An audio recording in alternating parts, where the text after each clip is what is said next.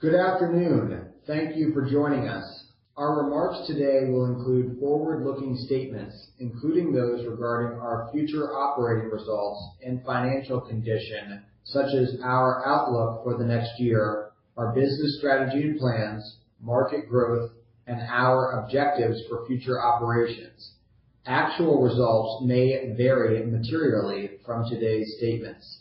Information concerning risks, uncertainties, and other factors that could cause these results to differ will be included in our SEC filings, including those that are stated in the Risk Factors section of our annual report on Form 10-K for the year ended December 31st, 2025, and in our other filings with the SEC. These forward-looking statements represent our outlook only as of the date of this call. We undertake no obligation to revise or update any forward-looking statements. Additionally, the matters we'll discuss today will include both GAAP and non-GAAP financial measures. Reconciliations of any non-GAAP financial measures to the most directly comparable GAAP measures are set forth in our earnings press release. Non-GAAP financial measures should be considered in addition to and not as a substitute for GAAP measures. Joining me today on the call are Mike Belshe, founder and CEO, as well as Ed Reginelli, our CFO. With that, I will now turn the call over to Mike. Thank you, everyone, for joining Bitgo's first earnings call as a public company. Since this is our first earnings call, I'm going to give a little more background on Bitgo than we will going forward. Some of you may have heard this before during the IPO process, so thank you for your patience as we go through it, but I want to make sure we're all starting from the same place. All right, so when we founded Bitgo over a decade ago, we wanted to create a company that could meaningfully contribute to accelerating the transition to a digital asset economy. At Bitgo, we believe that digital assets are already fundamentally reshaping the financial system and are going to continue to do so. The ongoing announcements and news from all major traditional firms, from Fidelity to Morgan Stanley to SoFi, demonstrate that this is true. Since Bitgo's inception, we've been building for a future where all assets will be digital. Early in my own crypto journey, it became clear that the infrastructure to support the shift to digital assets was non-existent, and the ecosystem was incredibly immature. Established financial institutions didn't have a compliant framework, secure custody, or even institutional-grade security solutions to rely on. So we set out to build the technology to provide this institutional-grade infrastructure, which could elevate digital assets to a higher level. The product we created is now the industry standard, multi-signature, threshold MPC wallets that protect against both theft and loss. And this is what Bitgo was founded on. While other early participants built retail products, we established our track record for building institutional-grade infrastructure. In 2014, we introduced enterprise policy controls to digital asset wallets. In 2018, we launched the first U.S. trust company purpose-built for digital assets. We expanded into prime services and liquidity in 2020. And became the first to support qualified custody under New York DFS framework in 2021. We built a globally regulated platform spanning the U.S., Europe, Asia, and the Middle East. As you're probably aware, we recently received our national bank charter under the Office of the Comptroller of the Currency, OCC. That made Bitgo the first public, federally chartered digital asset infrastructure company. And we scaled our business model to support over 1,700 assets across thousands of institutions and over 1 million users. Through these accomplishments, we've continued to differentiate Bitgo in the broader digital asset industry. To start, we operate purely as infrastructure. We do not manage exchanges, we do not compete with our clients, nor do we have the same kind of exposure to digital assets that retail platforms do. We exist to provide security and compliance that empower institutions to participate in the digital asset economy. Our institutional client base is investing in crypto for the long term and has proven itself much stickier and less impacted by short-term market cycles than retail users.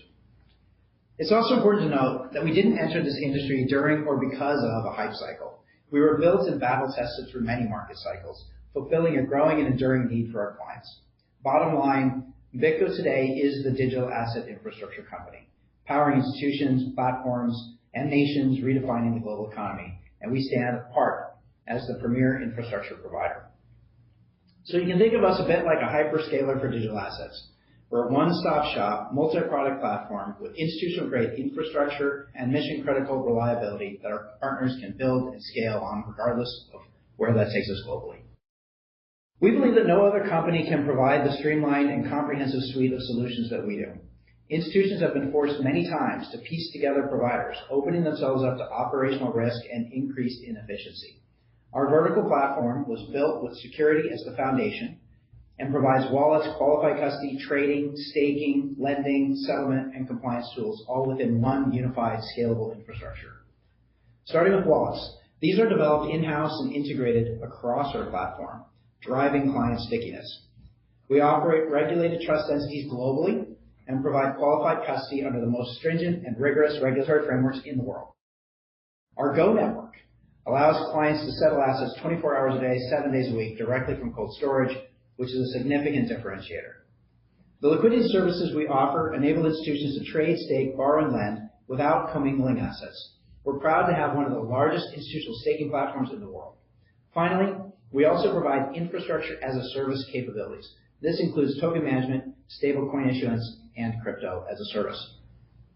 To briefly recap our most recent results, I'm proud of the impressive revenue growth of 424% we achieved for the full year, driven primarily by digital asset sales and gains in subscriptions and services, partially offset by a decline in staking revenue due to digital asset prices. Obviously, Bitgo is a long-term believer in digital assets, and we evaluate our business performance independent of short-term price volatility. So rather than solely citing the USD value of assets on platform, which fluctuates with market prices independent of our business activity, we'd like to also share coin unit growth and price normalized growth that more directly reflect Bitgo's performance rather than the market's pricing. On a unit basis, BTC on platform grew 8% year over year, and our top 5 assets by volume grew 3% year over year, growth driven entirely by client inflows, not market price movement. On that normalized price basis, assets on platform grew 16% year over year. Assets staked declined 7% on the same basis. This is a trend we continue to monitor as certain tokens unlock over time. We believe these normalized figures represent Bitgo's strong performance in an otherwise very volatile market. Moving on to our growth strategy. Our platform operates at the center of the digital asset ecosystem, with each new integration, new asset, and new user making Bitgo more useful, more defensible, and more essential. When protocols, fintechs, and issuers build on Bitgo, they bring assets and transaction volume onto the platform. That, in turn, increases demand for liquidity, staking services, financing solutions, and compliance infrastructure. Growth in assets and flows naturally gives greater engagement across our product suite, and as we expand functionality, whether through new asset support, prime capabilities, or infrastructure services, we increase cross-sell opportunities and deepen our client relationships. The result is a scalable platform model that underpins our growth strategy, driving market expansion, client growth, and product expansion that reinforce one another, contributing to revenue growth over time. Now, starting with market expansion. We are actively replicating our product in markets globally to ensure that we can serve clients wherever they operate. In 2025, we made more regulatory progress in international markets, notably expanding our license in Germany and becoming a custody broker in Dubai. At the domestic level, our OCC license supports our expansion in the U.S. and allows us to provide digital asset services to clients across all 50 states under a single national regulatory framework.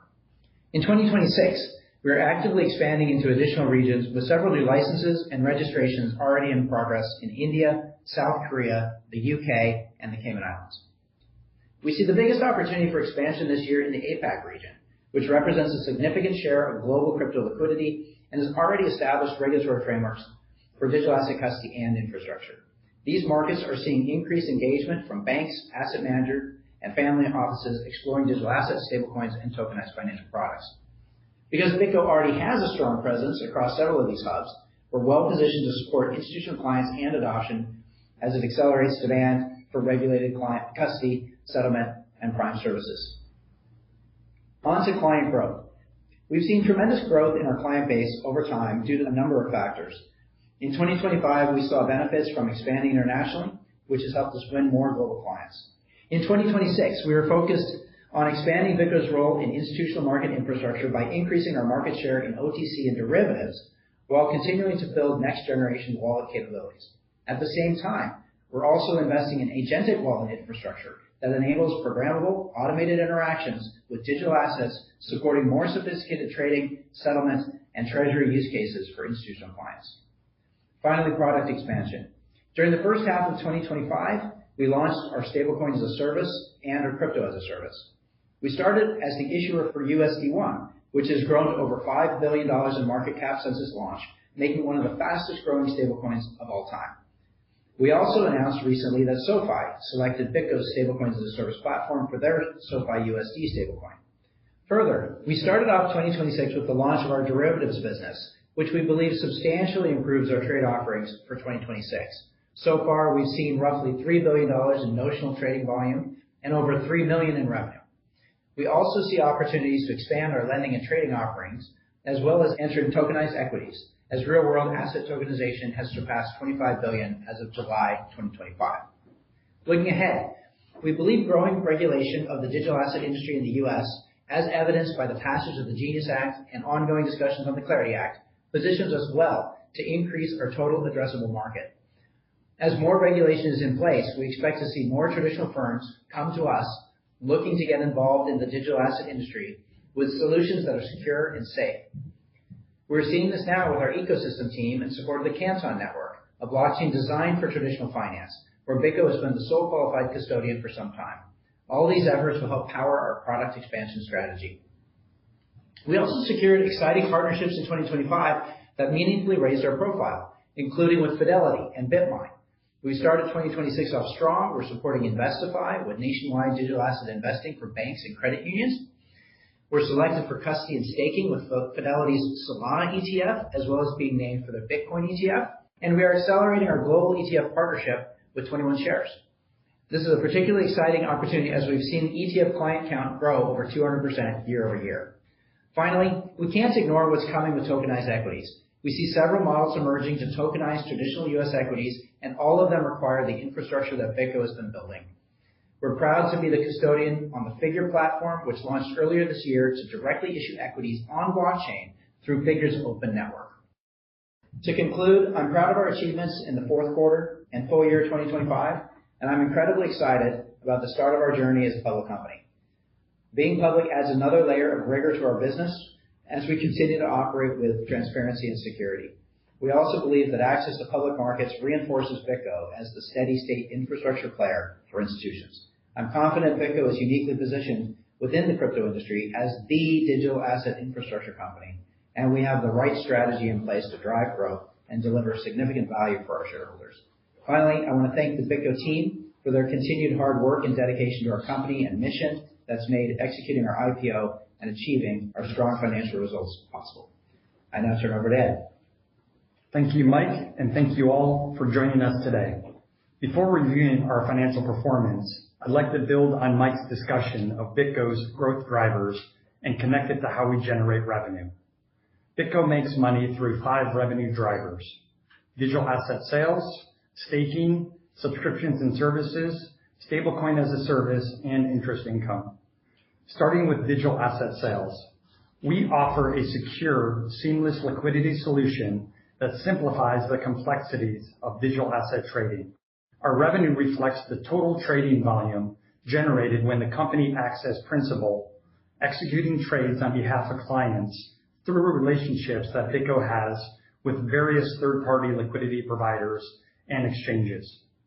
Second, we earn staking revenue by participating in proof-of-stake blockchain networks, where we validate blocks using either our proprietary staking technology or by partnering with our network of 25+ leading third-party validators. In exchange for providing clients the ability to stake their assets, the company earns blockchain rewards in the form of the network's native tokens. Third, subscriptions and services revenue encompasses our core technologies: wallet services, cold storage, development fees, lending services, and crypto as a service. This service is very sticky and provides stability and predictability in our financials because our technology is highly integrated into our clients' operations. This relationship provides the opportunity to upsell additional products and services. Fourth, stablecoin as a service revenue, which is our newest product offering, launched in fiscal year 2025. This service allows institutional clients to issue U.S. dollar-backed stablecoins using our regulated trust infrastructure. We earn implementation and ongoing service fees for the issuance, reserve management, and transaction processing of white-labeled stablecoins. Lastly, interest income, which represents interest earned from the company's fiat treasury, earned from deposits in various money market products. While we are not entirely immune to market volatility, our diversified revenue model helps insulate us from fluctuations in digital asset prices relative to others in the industry. In addition, a meaningful portion of our revenue is recurring and subscription-based, and our performance is driven by a broader set of factors beyond asset prices, including interest rates, industry sentiment, and continued investment in emerging ecosystem and products. Finally, our focus on institutional clients results in a stickier customer base, especially through periods of market volatility. Moving on to our results. Fourth quarter total revenue of $6.2 billion increased 440% year over year. For the full year, total revenue of $16.2 billion increased 424% year over year. Growth in both periods was driven by higher digital asset trading activity, increased subscription and service revenue, and the launch of our stablecoin as a service offering, alongside deeper engagement from existing clients and continued expansion of our client base. This growth was partially offset by a decline in staking revenue due to lower digital asset prices. On our key operational metrics as of the end of the year, number of clients grew 104% year over year to 5,322, and number of users expanded 14% year over year to 1.2 million users. Assets on platform of $81.6 billion decreased 9% year over year, while assets staked of $15.6 billion decreased 51% year over year. These declines were driven by lower digital asset prices. To reiterate what Mike noted earlier, excluding the impact of price by applying consistent pricing across periods, assets on platform increased 16% year over year, while assets staked decreased only 7%. On a product level, in the fourth quarter, digital asset sales of $6.0 billion increased 531% year over year. For the full year, digital asset sales were $15.6 billion, increasing 513% year over year. Growth during both periods was driven by higher digital asset trading activity, resulting from the continued growth of our OTC services, the expansion of trading pairs on the platform, increased activity from existing clients, and an expanding client base. With digital asset sales, there are corresponding transaction costs. In the fourth quarter, digital asset sales costs were $6.0 billion, resulting in a take rate of roughly 24 basis points. For the full year of 2025, digital asset sales costs were $15.5 billion, with a take rate of approximately 21 basis points. Staking revenue in the fourth quarter of $58.3 million declined roughly 64% year over year. Full year staking revenue of $385.0 million decreased 16% year over year. Decreases across both periods were primarily driven by volatility in digital asset prices. Similar to digital asset sales, staking revenue includes corresponding fees. In the fourth quarter, staking fees were $55.4 million, resulting in a take rate of roughly 7%. For the full year 2025, staking fees were $346 million, with a take rate of approximately 11%. Subscriptions and services revenue in the fourth quarter of $39.3 million increased 75% year over year. Full year subscriptions and services revenue of $121.5 million grew 57% year over year, primarily driven by an increase in the number of clients, growth in development fees, and higher lending activity. Custody and wallet solution clients increased to 1,534, with an average quarterly spend of 11.1 thousand per invoice client. In addition, we exited the year with a lending book of approximately $207.4 million, representing an increase of 114% year over year.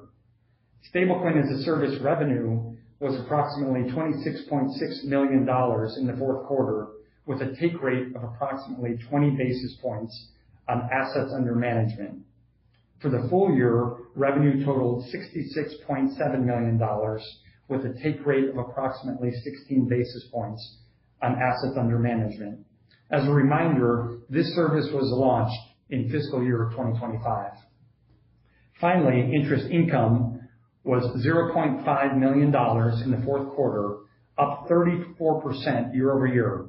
For the full year, interest income totaled $1.5 million, up 63% year over year, primarily driven by increased fiat Treasury investments.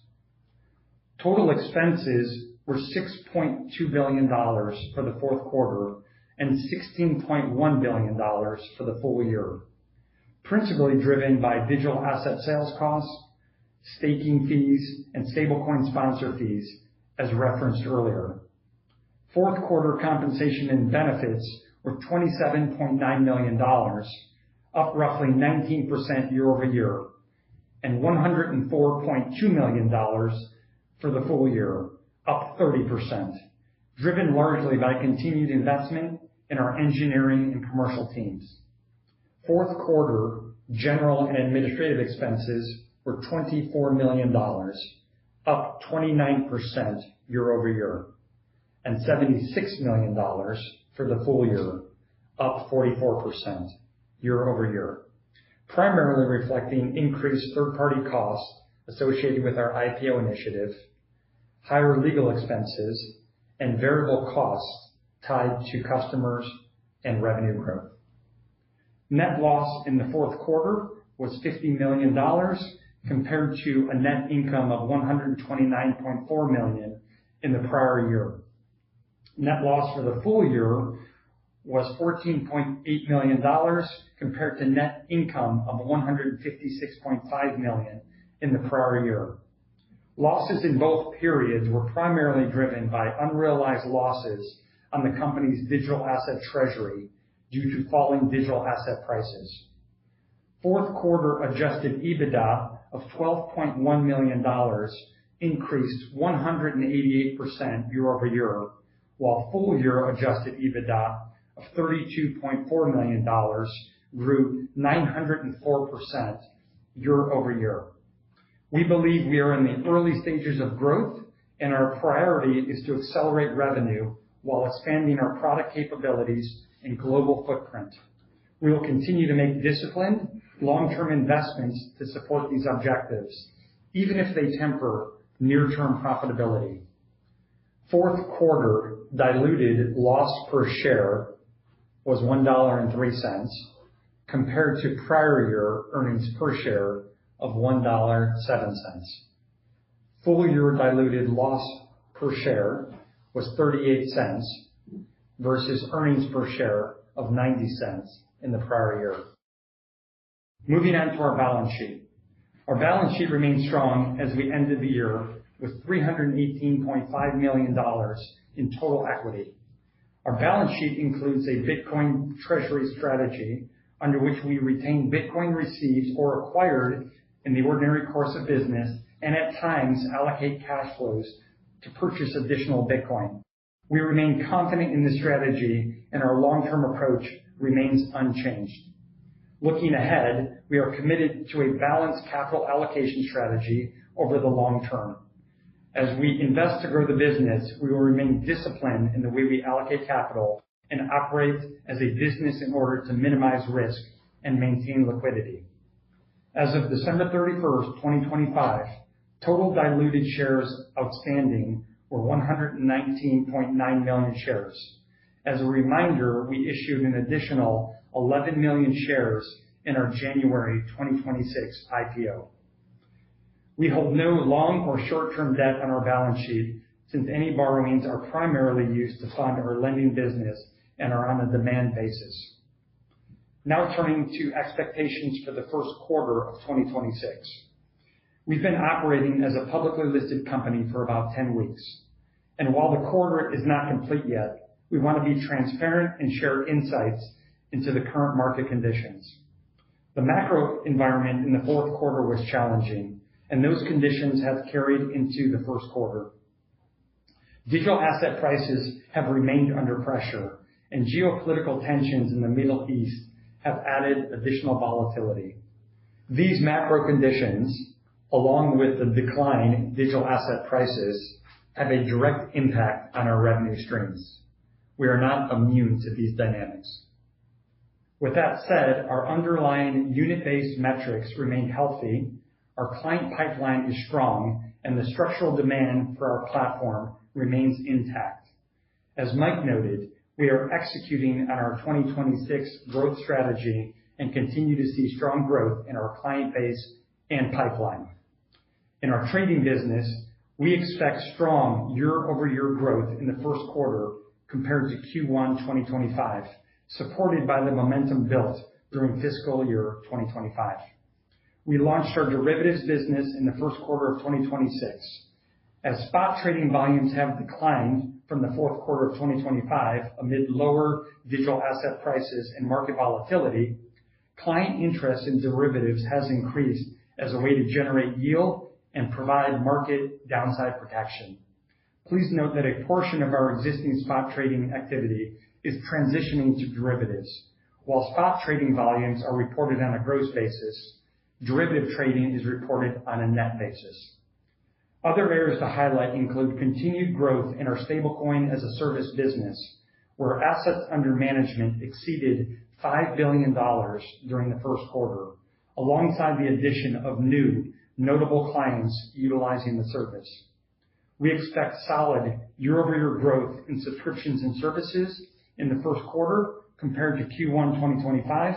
However, revenue is expected to be lower than the fourth quarter of 2025, primarily due to a decline in development fees, partially offset by strong recurring revenue base from custody and wallet services and increased lending business.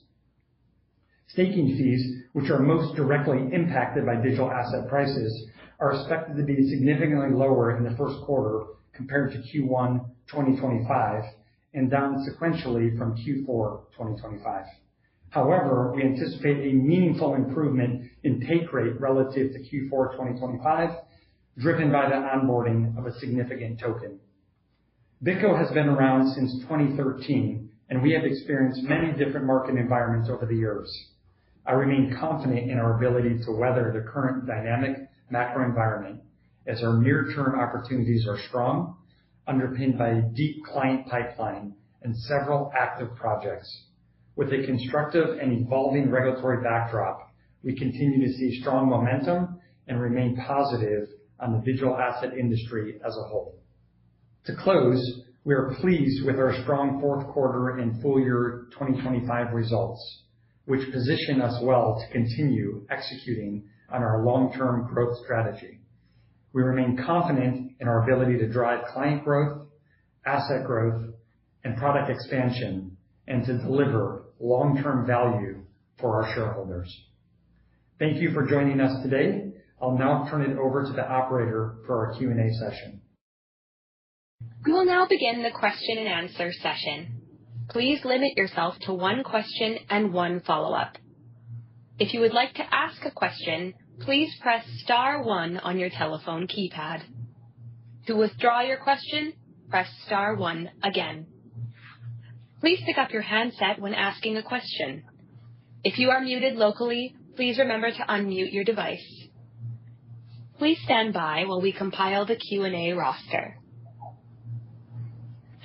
Your first question comes from George Sutton with Craig-Hallum. Your line is now open. Please go ahead. Thank you, and congrats on your first quarter. So, wanted to ask on the Clarity Act, Mike, in terms of, obviously we're starting to get some sense of what that might look like. I'm just curious if we could use your informed thought process on what you'd like to see or what you're expecting to see relative to how it'll impact your business. Hey, George. Thank you for the question. Let's see. We're excited to see Clarity pass. We hope that it comes about. I know there's been a lot of debate in the industry about, in particular, some of the relitigation of stablecoin points. From my view, most of the work with Clarity actually comes in the next 18 months after Clarity is passed, because what it sets up is, okay, CFTCs can do most of the work in setting the regulation, and that's going to really determine the bulk of what matters. So we hope that it passes soon. I would take it in almost any form. I don't think we should be worrying about the interest that's being returned or not returned. I think we need to get to the next stage, which is getting this fully enacted and legislated so that we don't have to worry about whether we have a full path forward from Congress. So we're very much in favor of getting Clarity passed, and I think we're at the finish line. There was a lot of reference to a very strong client pipeline. I wondered if you could just give us any more sense of what you're seeing from a pipeline perspective, and how much of that is TradFi focused? Great question. Glad you asked. So look, I mean, you're reading announcements almost every week. Morgan Stanley, Citibank, et cetera. All of these large major players were not participating in digital assets just a short 18 months ago. And with infrastructure, I think you also know that it goes through a pretty significant amount of process. It goes through an RFI, then it goes through some iterations, then to an RFP, and then finally to a close. So we can't announce everything that's done until the client wants to announce it. But the pipeline has been super strong, and in fact, if anything, I just want to make sure that we have enough sales team, out there to make sure that we're connecting with everybody that we need to. So we've been growing the sales team over the last 3 to 4 months. There's a lot of work out there. Great, thanks. Appreciate it. Thank you. Your next question comes from Brett Knobloch with Cantor Fitzgerald. Your line is now open. Please go ahead. Hi, guys. Thank you for taking my question. As we look at maybe the broader crypto space, obviously there's some weakness here. In your prepared remarks, you guys said you guys are a bit different of a platform and business isn't entirely correlated to where digital asset prices are going, but then also alluded to the fact that lower digital asset prices, will weigh on some of the segments. Could you maybe frame it a bit better? Like, which segments are you expecting kind of be pressured with, call it broader crypto down 20% year to date versus which segments do you think can grow strongly irrespective of, call it the macro market for crypto? Yeah. Thanks, Brett. Good to hear from you again. Let's see. I mean, in general, I don't want to sugarcoat it, right? Like the asset prices being down, it affects everybody in the sector. And, I think we said that, during the IPO roadshow, we'll say it again. Like, Bitgo has some amount of correlation to digital asset prices, and you kind of see it in many aspects of our business. We've got a few that are less correlated. One of them is stablecoins, of course. Those are not directly correlated to the crypto prices. The other one is trade volume, which, we saw a lot of trade volume in up and down markets. Those volumes will increase. So it's not a direct correlation, just the asset prices, but of course it is a direct correlation to what's going on in the space broadly. Lastly, we do have subscriptions as part of our services. So sometimes people are buying a subscription which caps a monthly minimum, which includes some amount of custody, some amount of trade volume, et cetera, transaction volume, all under a constant price. So it's a little bit less volatile than the digital asset prices. Awesome, thank you. And then maybe just as a follow-up, you mentioned like agentic wallets, which I think is a really interesting area and kind of a hot topic right now. How are you guys kind of positioned for that with respect to your subscription services product? Is it a different bundle? Is it included in maybe the same package? Just broadly, how should we think about maybe just agentic wallets and Bitgo together? Yeah, great.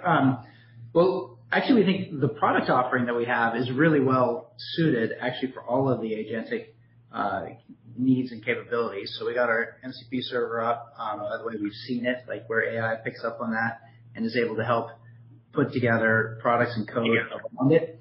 we're watching that carefully to make sure that we fully understand exactly what clients are looking for, and we react to that as quick as we can. Then in terms of why our products are kind of designed for this, I mean, when we started doing our institutional grade wallets back in the beginning, I mean, first you've got the basic security components, which is how do you have no single point of failure? How do you have, protection against loss? But then the next thing you're doing is you're making it work for an institution, a business, a group of people, right? And so there's multiple people on the wallet. There's policy that you can set. You can say, hey, these types of accesses need these permissions. These other types need these other permissions. You can do it risk-based. This turns out to work really well with agents, right? So the agents are effectively like other participants on the wallet, and you can actually do it in both directions. You can both have the agent spending money on your behalf and then going through your controls to approve, and also you can do the reverse, where you're doing the spending of money and then the agent is kind of watching that. So if you have a large organization and maybe you've federated out different parts of your digital assets to multiple parties, that agent can put other controls on it that you can watch, and then they'll decide whether or not to approve. So anyway, I think everything we've built is like perfectly in line for agents. And if you are looking for an agentic wallet, please try out Bitgo, give us feedback. We are always iterating and improving.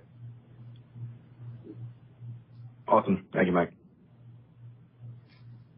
Your next question comes from Joseph Vafi with Canaccord. Your line is now open. Please go ahead.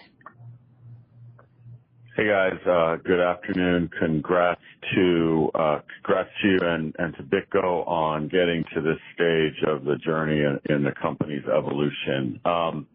Maybe just staying on the agentic for a second. I've been kind of noodling, what's going to move the industry forward other than just spot prices, and I think everyone's been thinking that clarity could be a big driver, but agentic AI combined with programmable money and assets and blockchain are kind of all coming into view here. Do you think that agentic could move the industry forward faster than clarity? I'm just trying to get a view from your point of view, and then a quick follow-up. Thanks. Well, thanks, Joseph. I think it's a little bit apples and oranges. I think they'll move in different speeds. So first off, on clarity, I didn't quite say this in my previous answer. Having done the roadshow, having spoken to all kinds of potential investors, many of whom have not been in the digital asset space very much, kind of prior to the unlock of 2025, all of those guys are looking for clarity to kind of be the permission, that this is not just something where, like, under the Biden administration, you have one set of regulators, and then under the Trump administration, you have a different set of regulators, and under the next administration, we're going to have yet a third set of regulators, each with their own agenda. Clarity puts a pathway forward where Congress has said, yes, they support this, and they've asked the regulators to officially take on that thing. So I believe there's a significant amount of traditional finance that is very much waiting on clarity. And if clarity doesn't come through, those folks may be kind of in and out as the market goes up and down. So that's a risk. Let's see, on the agentic side, I think we're going through an early phase where people are learning how to use agents. You see some of the almost mockery that happens where we're all learning it, we're so excited about it, and yet we're not quite as productive as we hope that we will ultimately be. So I think the innovation and this kind of exploration wave is just starting. Clearly, there are going to be a lot more robots than there are humans, a lot more AI brains than there are human brains. And so I think it's only natural that you will see agents operating on our behalf in all kinds of ways. But we're in the early days of figuring out how those get deployed. So both clarity will help us, and agents are going to help us grow. But I think they're almost just different paths. All right. Thanks for that color, Mike. And then, any other thoughts, Ed, here? It sounds like take rate may go higher on staking due to adding a new token. Any other color that you may be able to provide there? Thank you. Yeah. So on the Here's Ed. On the staking side, we did add a significant token. Canton was the asset we added, and that has brought a tremendous amount of margin to the product line. Also on other product lines, including our trading business, We referenced earlier in the conversation about the introduction of derivatives, and that has been really successful in Q1. So that's also going to help improve margins. And then as we continue to grow our overall customer base, we'll get incremental revenues from subscriptions and services. The difficult part of the business right now from a revenue perspective, because it's so tied to digital asset prices, is our staking product line. But we, still are very confident in that overall product line and expect that to continue to grow. We'll grow adding new assets to the platform, more units, and hopefully we see a recovery in prices. Got it. Thanks very much, Ed. Thanks, Mike. Your next question comes from Brian Dobson with Clear Street. Your line is now open. Please go ahead. Hey, thanks very much for taking my question. Congrats on your first quarter. Maybe we can take a step back and a longer view. As you're contemplating, say, the next year or two for the business, which global catalyst do you expect to be most meaningful for the company and call it the sector at large? Sure. There's a lot of questions about digital asset prices. One thing that we're trying to help describe, and always open to feedback on this as well, is how do you differentiate how the market performs versus how Bitgo performs? And so the reason we were citing earlier, if you take a look at assets under custody from a normalized price perspective, you can either do it normalized at the beginning of the period, the end of the period, it doesn't really matter. Our assets under custody grew 16% during this year, irrespective of the asset price on the market. So hopefully that indicates we're doing something right. It's not easy to add billions of dollars of new asset into custody. And then where's that next thing going to come from? I think mostly it's that the TAM is growing. So the regulatory unlock of 2025 started with just what was now legal in the U.S. to do.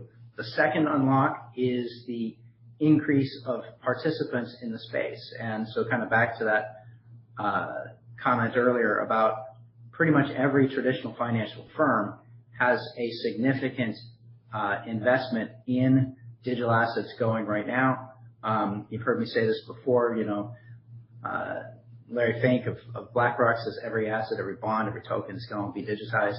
I think there's an increasing number of people that believe that. We just had Paul Atkins this week also saying that within 2 years, everything's going to be digital. So this is just a huge growth in the total addressable market for us. And we think as an infrastructure provider, we will be able to serve those clients, whether you're talking about self-custody, whether you're talking about custody, whether you're talking about financial services on top. Great. Thank you very much. Thank you. Your next question comes from Pete Christensen with Citibank. Your line is now open. You may go ahead. Thank you.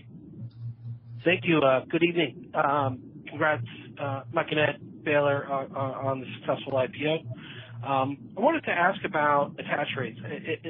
You've had some really impressive client growth over the last couple of quarters. I'm assuming a lot of that is custody-led. Can you just give us a sense of how you're seeing the attach rates to some other services in particular, maybe like prime brokerage, how you're seeing that trend? And then I guess as a follow-up, I want to double tap on PV a little bit. How should we think about Bitgo's competitive moat there? Is it hey, we've got best-in-class capabilities, and it also stretches onto our custody capabilities, what have you, but there's other players out there that may have bigger balance sheets. Just help us understand what is the competitive strategy there to grow some of these other ancillary services. Thank you. Sure. Thanks, Pete. I'll take part of this and I'll hand it to Ed for the attach rates afterwards. So I mentioned custody, and I always kind of hate mentioning custody because I don't want people to think of us as just a custodian by any means. We've had significant attach rates across the product lines. I think Ed's got the official stats, but we're really trying to move all of the revenue up the stack. And so that's why we care a lot about the trade volumes increasing significantly on Bitgo. So increasingly, we hope to move as many participants up there. I think when you're helping people make money, whether it's by trading, whether it's by staking, or by using their assets, it's a much stronger position to be in. So as it relates to prime brokerage, look, the lending book is larger than it's been in the past. The trading volumes are up. The culmination of these two things is where you start to put together and build leverage for your clients. Right now, I'd say that we're still increasing kind of these individual services, and then ultimately we get to prime brokerage. As the competitive moat, I think the difference is a couple of things. A, we have the foundation at the bottom of the stack, which you can actually build on and understand the risk. A lot of prime brokerage is understanding what are the risks that you're taking, and too much of the early prime variance that came a few years ago from various players was not adequately taking into account what the risk that's being taken is. Obviously, if you don't have custody, if you don't have a solid risk around how you're holding it, it's difficult to even talk about like the market risk and counterparty risks that happen on top of it. So we have that strong foundation at the bottom. The fact that our trading volume grew so well in the last year, as we finally have turned that on, partially just unlocked by the new regulatory environment here in the United States, we think all of this grows. So we are differentiated in that we do cold storage for that. We got a solid foundation for that. We support more coins than anybody. I think we have some stats coming out, probably in some press releases soon, around just how broad the asset support is. I think when you look at other players, they're probably going to start with Bitcoin. They're going to start with Ethereum. And like Bitgo supports just a much broader spectrum of products today. Ed, do you have the specific numbers on the attach rates on the various services? Yes. So I believe as of the end of last year, about 70% of our revenue-generating clients use 2 or more of our products, and about 50% use 3 or more. As Mike pointed out, clients are really focused now on yield-generating activities, and they would much rather be sharing some of those profits compared to just paying for standalone services. So we'll continue to keep driving customers up our product stack, and we also appreciate that too from the standpoint of increasing our margins. Instead of talking basis points, we're talking percentage points. So we're actively trying to move more and more clients to trading, staking, lending, and other value-added products that we currently offer. Thanks. That's impressive. Very helpful caller. Thank you both. Thank you, Pete. Your next question comes from Edward Engel with Compass Point. Your line is now open. You may go ahead. Hi, thanks for taking my question. Could you please talk about the launch of derivatives trading in the first quarter? Looks like it's been a strong start so far, but just wanted to get a better idea of when exactly that was launched, and then I guess how you see that ramping throughout the year. Yeah, sure. Yeah, we're very, very pleased with how it's been going so far. Actually, let's see. Are there limits on what I can say here? Okay, I don't think so. All right, we launched it on January 1st. And one of the things that, by the way, I want to note, you've got this terrible way of like aggregating gross revenue, which includes, gross trading of spot. Then derivatives, of course, is not quite equivalent to trading volume. It's equivalent to the derivatives component. So it makes it hard to tease out. But we've seen substantial clients moving from pure spot trading over to derivatives. We've seen multi-billions of trade volume already in 2026, and we just launched it, I guess, 3 months ago. So we think this is where the bulk of our trading volume will be, probably in about another year or so. But very happy to be having this offered to our clients. Great, that's helpful. And then just to try to sneak one in here, just given that successful launch and then maybe just some of the recent volatility, is there a world where we could see net trading revenue maybe kind of flat Q on Q? I know you said higher year on year. It's just that 1Q is a pretty low base. Ed, do you want to take this? Yeah, we are projecting that our overall gross trading volume will be down.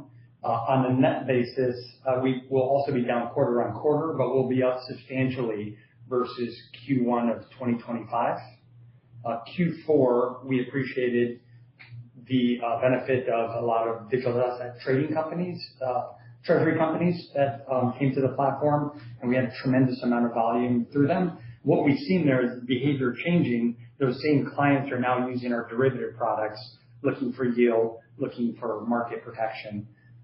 So overall, we are very positive on our trading derivative business and expect that to be a huge driver of our future growth. That's great color. Thank you, and congrats on being a public company. Your next question comes from Brian Bedell with Deutsche Bank. Your line is now open. Please go ahead. Great. Thanks very much, and also congrats on your first quarter here. Very exciting. First question, just on the going back to some of your comments, Mike, on Clarity Act and the pipeline.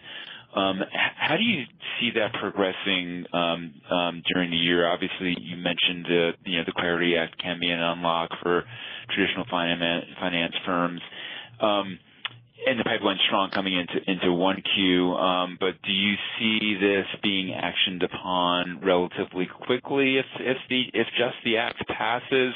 Or do you expect more of a lagged response as we go throughout the year? And from a revenue perspective, I'm thinking about the custody and wallet component of subscription and services. We have not seen any slowdown in terms of readiness to adopt digital assets from traditional financial firms. If anything, I'd say it's been just as strong. So I think most people had been expecting Clarity would get passed kind of over the last 3-4 months. Maybe the poly market would probably tell you exactly what the predicted odds are. Maybe that's come down a little bit, but it doesn't seem to have slowed anything down. And I'm not entirely sure that just because that even if we didn't get Clarity, I'm hopeful that we will, but even if we didn't, that it would cause a slowdown. It could, but I guess I just don't know exactly. So far, there's been no slowdown. So I think it's all positive. Remember, these build-outs take a long time. Like the decision process for large firms moving into digital assets, the decision alone is 6 to 12 months. After that, there's the build-out, and then there's finally the deployment. And usually when they deploy, they do it kind of on a risk-adjusted basis where they do a small amount first and then grow it slowly. So because they've already started the process, I think it takes a while before they drop out. But I guess we're going to see exactly how that goes. So far, it's been no problem. Yep, that's great. And then maybe interesting press release on the prediction markets venture, and certainly seems like a differentiated way to go about the market. Can you talk a little bit more about that in terms of the OTC platform and how that you expect that to work? Is that going to sit at Bitgo? And then just talk about how what types of contracts you're creating. It sounds like it's mostly in the crypto asset class right now, and how you're seeing that institutional demand play out. Sure. I think you're referring to our partnership we just announced with Susquehanna, right? Yep, absolutely, yep. Yeah, for those that may not have seen it, we did announce a partnership with Susquehanna that you can have your assets at Bitgo, and then we can, through our OTC capabilities, we can help you place investments over at Polymarket and Kalshi, and we do that in partnership with Susquehanna. Look, that's just started, so I don't have any positive data, positive or negative, to share with you just yet. We did have a lot of reach out and excitement about it. I think it creates a differentiated way to access these markets that wasn't there before. So look, we're excited to see what happens. Why don't you refresh that one for maybe the next quarterly report? Yep. Fair enough. Thank you. Your next question comes from Dan Dolev with Mizuho. Your line is now open. Please go ahead. Hey guys, thanks for taking my questions, and also congrats from our end at Mizuho. Really quick question for you. Sounds like stablecoin as a service is been a huge success. I think you recently launched it in the first half of 25. And it's already grown to a very significant AUM. I think you mentioned $5 billion. So how big could this become? And what are maybe potential new ways to monetize beyond what you're doing today? Thank you, and congrats again. Great. Thank you for the question, Dan.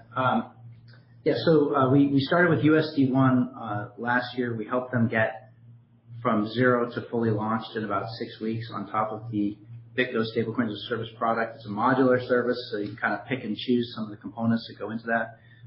We announced just earlier this year that SoFi USD is going to be built on top of the Bitgo Stablecoins as a Service platform as well. I think that'll be the first stablecoins as a service platform. I'll probably get to $2 billion each.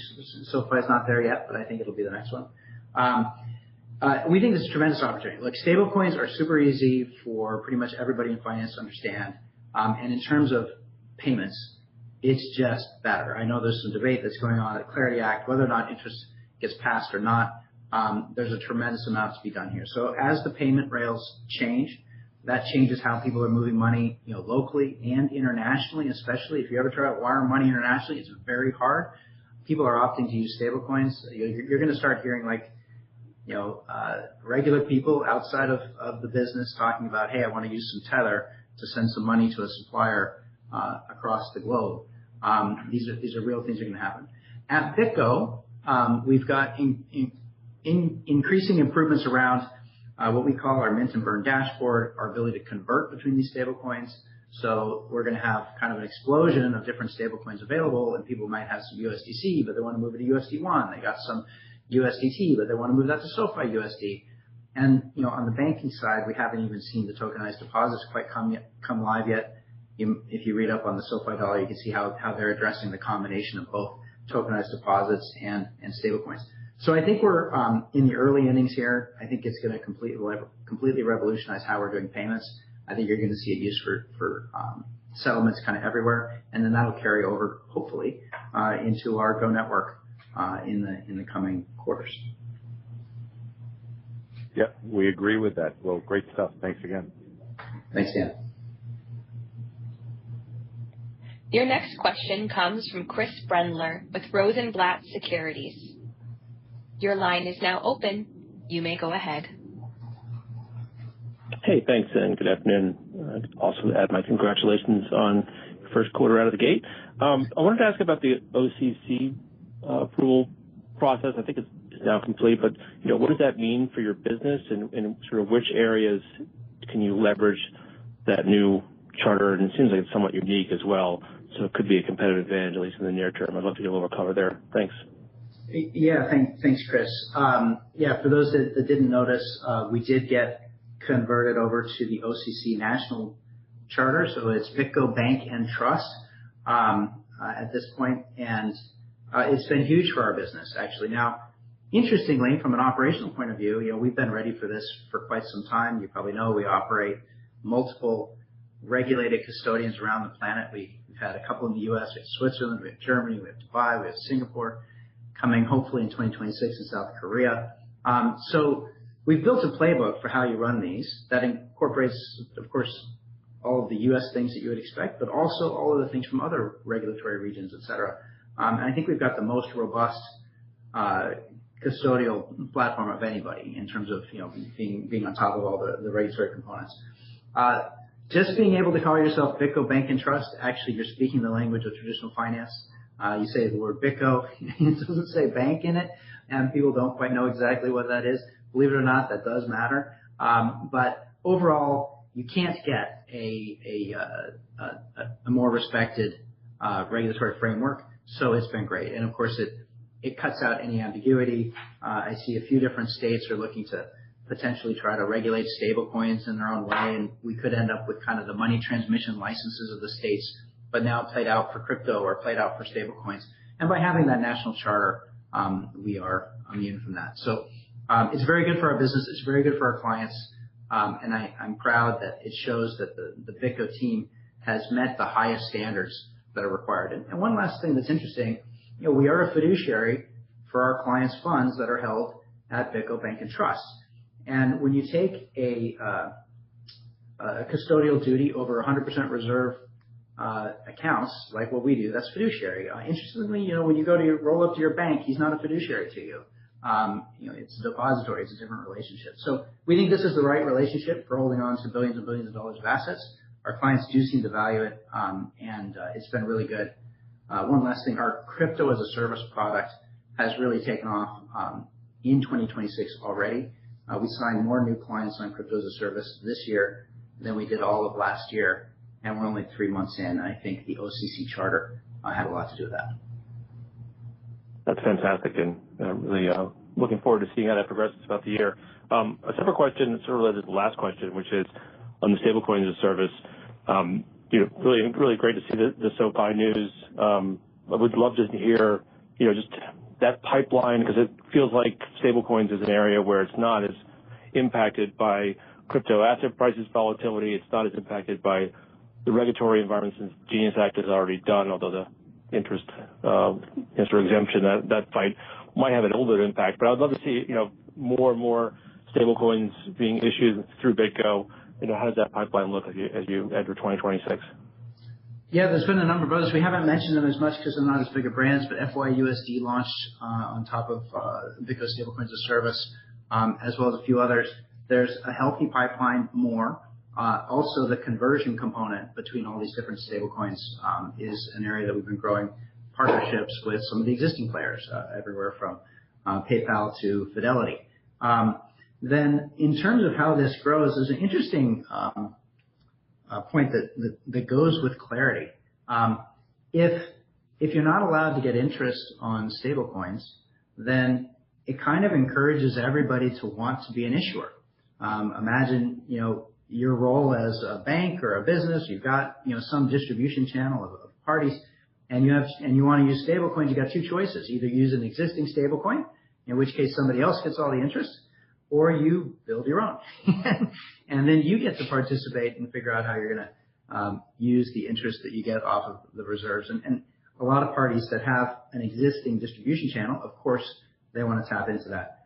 Eventually, I believe, I don't know what arc of time it's going to take to get there. Eventually, we will have, interest on stablecoins, and when that happens, the calculus changes. Now, being an issuer is no longer so much about keeping the interest from your own distribution channel. Instead, you'll pay somebody, much like an ETF, you'll pay them an administrative fee, probably 40 to 80 basis points, and then you'll be able to get the interest from them. So suddenly, the need to be an issuer will be less.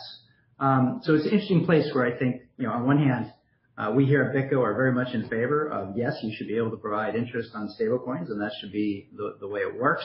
I don't think that that's going to happen. I think whether Clarity Act passes or not, it's going to remain kind of constrained, and that's going to lead to more people wanting to be their own issuers, and that leads to more people wanting Bitgo stablecoins as a service product.